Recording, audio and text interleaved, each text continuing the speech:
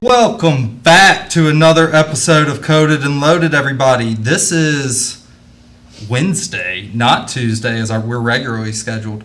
This is Wednesday, February 19th? 18th. Oh, I was so close. February 18th. You nailed it. This is Coded and Loaded Talking Truck. I'm joined by the wonderful Rebecca Gonzalez for her first ever episode as a host on the couch. How are you, Rebecca? I am doing well. I'm happy to be here. Fantastic. Ansley has not had her baby. No. She's just ready to let me step in and take the reins. We're preparing. We're preparing. That's right. So, everybody who was going to send Ansley a baby gift, you still have time to do that. That's right. I know a lot of you reached out to me last week after our last episode for her registry.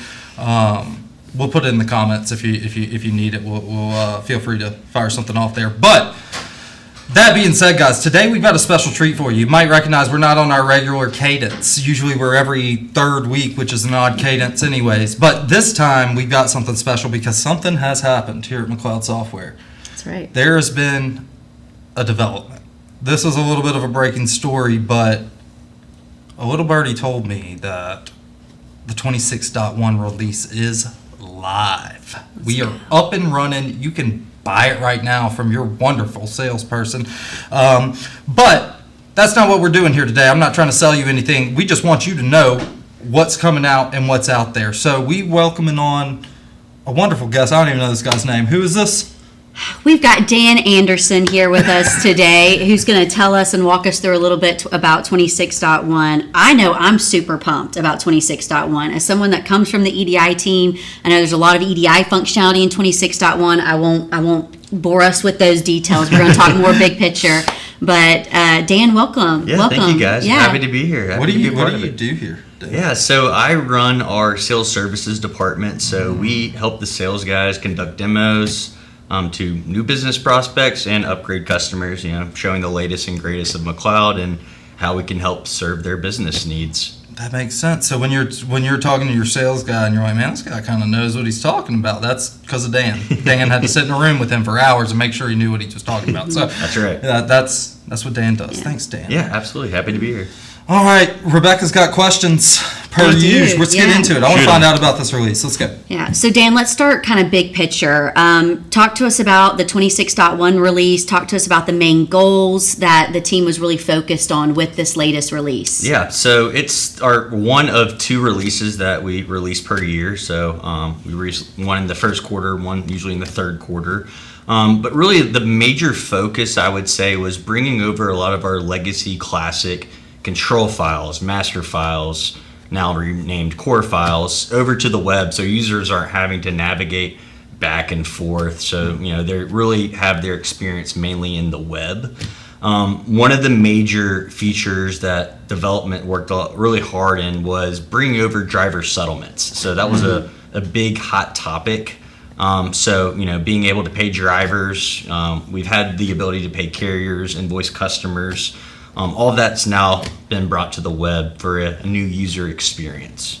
That's sick. That lines up, I think, with the feedback we got at UC this past year. I don't know if y'all remember all the customers that were coming up to Ansley and I think I even said it on Code and Webify me. Like, I'm trying to get webbed.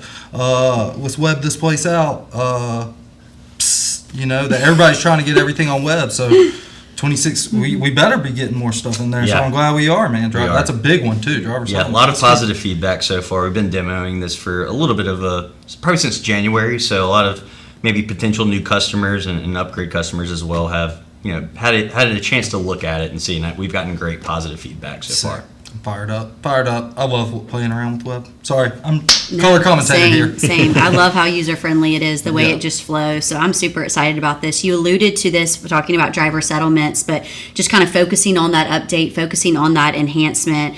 So, talk to us about the biggest day-to-day that's going to come from that, because I know how user-friendly web is. And previously, you've got our trucking company, they're having to go between kind of classic and web. So talk to us how that's going to make a big day-to-day difference for them. I would say one of the biggest features on the asset side, so for your carriers, the multi-select capability. So being able to select multiple orders, assign the same driver to that order, or update a planning comment on 5 different orders, have it have the same exact planning comment. So ease of use for your dispatchers, cutting down on time of them going into each individual order and really making mass updates. I think that's one of the nicer efficiency gains that we've had. We also brought forward detention management to the planning screens. Oh, So awesome. instead of really managing detention on your detention tracking screen, your dispatchers or your brokers can now see a little hourglass icon letting you know, hey, you got some detention charging or you got some free time started. So it really brings that visibility to the planning screens. And then we've kind of alluded to that, the accounting side, driver settlements, but we've also introduced a new collections feature. So really a one-stop shop for your collections needs. So, following up on, invoices that are past due, instead of having to manage that on the, each individual customer core file, there's now a dedicated screen for that. So it's a lot more centralized, I would say. And, for a new user too, I don't think it's nearly as difficult to grasp, the new web interface. Yeah. Yeah, that makes. I think we saw some of that too. We had Mike Trantino on a while ago to show us in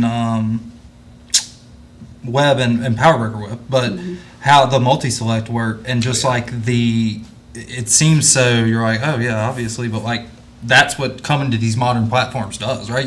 You have a chance to get some of those tools that are more inherent. You're like, yes, we can finally utilize that and work those into those workflows and we call them quality of life enhancement. It's just like a massive. What used to take 10 seconds now takes 2, and if you scale that up, how much time does that give you back? And I think that's where you'll see web in general, but 26.2 or 1 shine. Maybe 2, I'm probably, if I had to guess, but I'm not privy to all that. Yeah. All right. Absolutely. It's like how can we do our day-to-day faster, quicker, more efficient, and more accurate? And it sounds like web is touching on all those things. You just covered a lot of really, really cool enhancements that we've got coming out in 26.1. If you had 5-10 minutes only, what would be maybe the top 1 or 2 things that you would want to make sure that our carriers did not gloss over when it came to 26.1? I mean, not to be on the same ground, but I would say the multi-select I features. agree. I Yes. mean, it's just gaining efficiencies with that. Every time we've been demoing that, we get a lot of good feedback on it, and man, where's this been? So Right.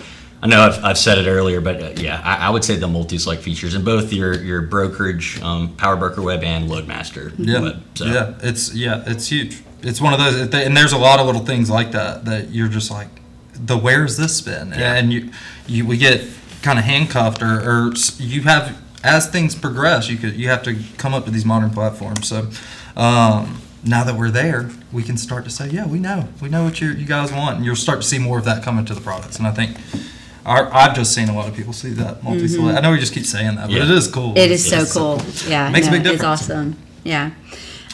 So to segue a little bit, we know that in your role you work closely with new businesses, new prospects, as well as customers that are upgrading. So kind of zooming in on upgrade customers, right?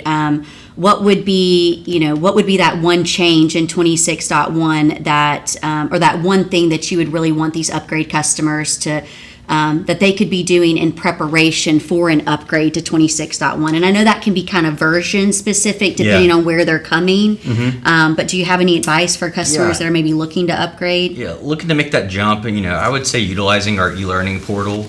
We have a lot of great informational videos on there, kind of getting their users accustomed to what's coming, what to adopt, and then focusing in on certain procedures that might change due to the upgrade, and then creating SOPs for your users to kind of follow along with that, and just reading the release notes, kind of honing in on those areas that you want to make sure you implement for your upgrade.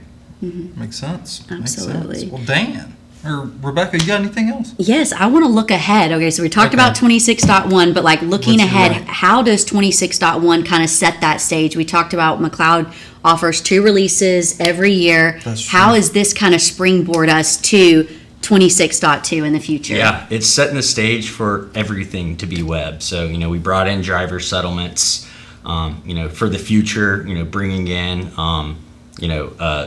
accounts payable, your general ledger, cash receipts, So making it to where everything's in the web and your users are never having to navigate back to our legacy product. So it's really setting the stage for that.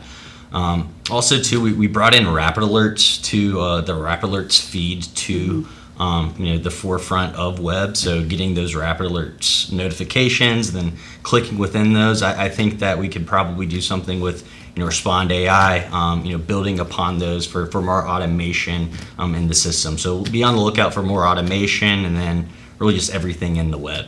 Yeah, That's awesome. I'm excited about it. We've been starting to have those conversations.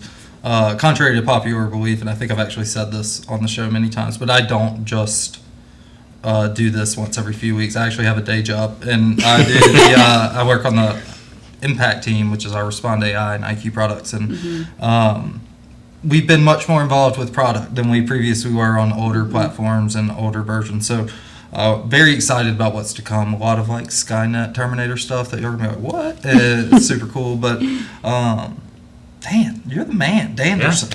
Thank you for appreciate it. joining us. Yeah. Dan No, I the Man appreciate you guys. Anderson. Dan the Man Anderson. Yeah, man. some That's people what call me that. That's what they call it. Let's get it. You need to get your business card updated Yeah. for that. Get Yeah. going. Well, guys, that is all we had scheduled for you today, but I do want to talk a little bit about our next episode, Rebecca. Episode 15. Nailed it. Right? Nailed Yeah, it. episode 15, Unless yeah. this is 13 and a half, because it's not regular scheduled, but that would put us on a half cadence, unless we were to do another half episode at a later point, which I don't think we scheduled. So let's just go ahead and call this episode 14. So that'll be episode 15. Sorry. Little show planning there, a little behind the scenes, peek behind the curtain. But episode 15. What's it Right. going to be? Impact Summit, which is your area of expertise. That is my area of expertise, the Impact Summit. This is your chance to come find out about all that stuff I was talking about. It's not just McLeod products by any means. This is educational sessions for different industry leaders around the AI industry, the trucking industry. How are people utilizing these different tools into their businesses? What is this AI thing everything's talking about? And should your employees be using it? And should you be monitoring how they're using it? And should they be using it to increase their efficiency, and how could they? So we'll definitely talk about some of our tools. We'll have plenty of different academic speakers and industry speakers, you name it. It's going to be a great time. We're going to have on our next episode my boss, the wonderful Abby Dunaway, on to tell us all about the summit that's going to be emceed by yours truly. I'll be walking us through it, so don't worry. Any of you guys are worried about, oh, am I going to fall asleep during this thing? Trust me, you won't. It's going to be a grand old time. So yeah, come get a sneak peek of that. We're going to talk about pretty much everything in all the sessions and let you find out what you're going to get to hear about, but it should be a good time. What else? Is there anything else we have to talk about, Rebecca? Housekeeping is what we call it, Ansley and I. At the end of the episode, housekeeping. Is there anything we need to clean up before we close this thing out? I don't think so. Yeah, then that means it's just the last thing that we always say is UC. UC yes. 2026. If you don't have a ticket, you're running out.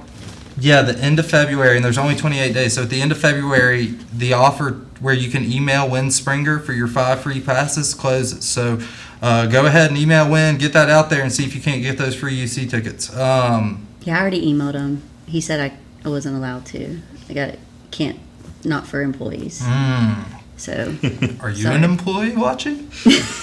Maybe Just- not. yeah. It's worth a shot. No, I'm just- All right, guys. Well, hey, I appreciate y'all's time. Thank you so much. That's another episode of Coded and Loaded. We will see you next time.